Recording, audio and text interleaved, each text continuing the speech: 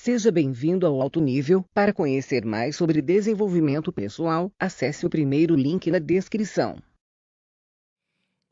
Você comentou sobre as ações que são cíclicas, né? A gente fala, Uhum. entra aí, a gente tá vendo um boom das commodities esse ano, todo mundo tá falando muito. E também tem o setor das construtoras. Você tem esses setores, você acha que, pelo que eu entendi no começo, se eu estiver errada, me corrige, você não gosta muito desse setor que não é muito perene, digamos assim. Uhum. Não ser perene não quer dizer necessariamente que a empresa é commodity. Por exemplo, Unipar é uma empresa de commodity, de soda e cloro, mas é extremamente perene. Ela vai sofrer com os ciclos, inevitavelmente, é assim que funciona o mercado, mas é um produto extremamente perene. Não dá para você substituir no processo produtivo de outros químicos e de bens de consumo muito importantes. Ele é importante, por exemplo, para o saneamento. Você não vive no saneamento sem o cloro, por exemplo, né? A soda é matéria-prima para diversos outros produtos. Então, existe aqui a perenidade. Aqui você vai ter um pouquinho mais de emoção na sua carteira, você precisa ter um pouquinho mais de conhecimento, inclusive, para avaliar esse tipo de empresa. São empresas que geralmente não têm uma previsibilidade de lucro muito grande, mas, por outro lado, são verdadeiras empresas que imprimem dinheiro, ou seja, tem uma boa conversão de EBITDA em caixa. Então, para você olhar uma Klabin, uma Unipar, uma Suzano, uma Braskem, tenta olhar um pouquinho mais de geração de caixa ao invés de lucro. Você tem geralmente empresas endividadas, alavancadas, geralmente em dólar também, para você A fazer um hedge Gerdau, por natural com exemplo, né? receita. Exatamente. Geralmente ocorrem hedges naturais com receita, ou seja, você tem uma dívida em dólar, porém você tem uma receita em dólar previsível também. Isso ocorre na maioria dessas empresas que eu acabei de citar. Então, fica difícil do investidor enxergar isso no balanço. Você precisa ter um pouquinho mais de malícia quando você for analisar. Então, são boas empresas, mas você vai passar por provavelmente fortes emoções. Mas não tem problema se você estiver sabendo onde está se enfiando. Você tem outra categoria de empresas, são 5 setores que a gente chama de a prova de Barsi, carinhosamente. Eu ia perguntar isso. Que a gente até já teve na carteira, algumas vezes a gente ainda tem, ainda carrega, mas que pela experiência própria é melhor você aprender com o erro dos outros e não se meter com esses setores.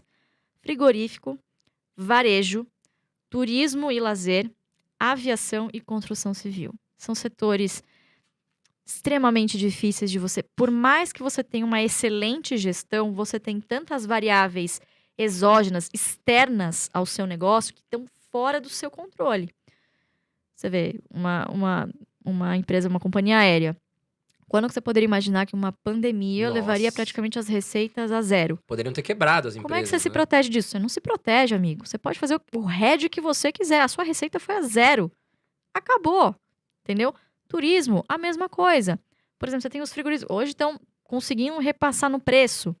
Empresa geralmente que exporta, enquanto consegue passar no preço, excelente. Mas e o dia que você não conseguir mais repassar o aumento dos seus custos no seu preço? Você começa a ter prejuízo. O que você vai fazer em relação a isso? Nada. Você não consegue. Nem a melhor gestão conseguiria evitar esse tipo de prejuízo. Então, você tem N variáveis ali que fogem do seu controle e que não te dão uma segurança de que essa empresa que é líder de mercado hoje, ano que vem vai tá aí sobrevivendo. Quem imaginaria, em 2019, que uma Latam entraria em recuperação judicial lá fora? Exatamente, Você não infelizmente. imagina, gente. Você olha no balanço, você olha no cenário, você não enxerga isso. Então, assim, existe um alto risco implícito aqui nesses setores que, para quem investe para 20, 30 anos, simplesmente não faz sentido. E são empresas que não conseguem nem se quisessem pagar bons dividendos, porque são margens É geralmente mais 1%. apertadas. Aviação é 1% de lucro no ano. De Não margem. sei se Exato. você sabia, 1%. De 1%. margem. A Gol É. anunciou, a Gol anunciou agora, né, há pouco tempo, um acordo, né, com a American Airlines. E muita gente falou, agora eu vou comprar Gol, porque a Gol vai subir. E eu acho muito válido falar sobre isso, né? Que assim, são setores, e eu concordo, que infelizmente a gente tem que tomar muito cuidado. São setores de Sim. risco, né? Então é bom São. que o investidor saiba por que eu tô falando isso. Porque teve uma época, quando caiu a bolsa, né, na pandemia, que muita gente falava, vou comprar Azul, vou comprar... E porque vai crescer a CVC e tal. Mas só que tem que tomar um cuidado, porque foi o que você falou. Barato pode ser mais barato também. Exatamente. Eu acho que o pessoal tem uma atração por empresas que caíram muito. Porque, caiu 50%, então essa empresa pode ser que suba mais rápido. Mas foi o que a Luiz falou, o barato pode ficar mais barato.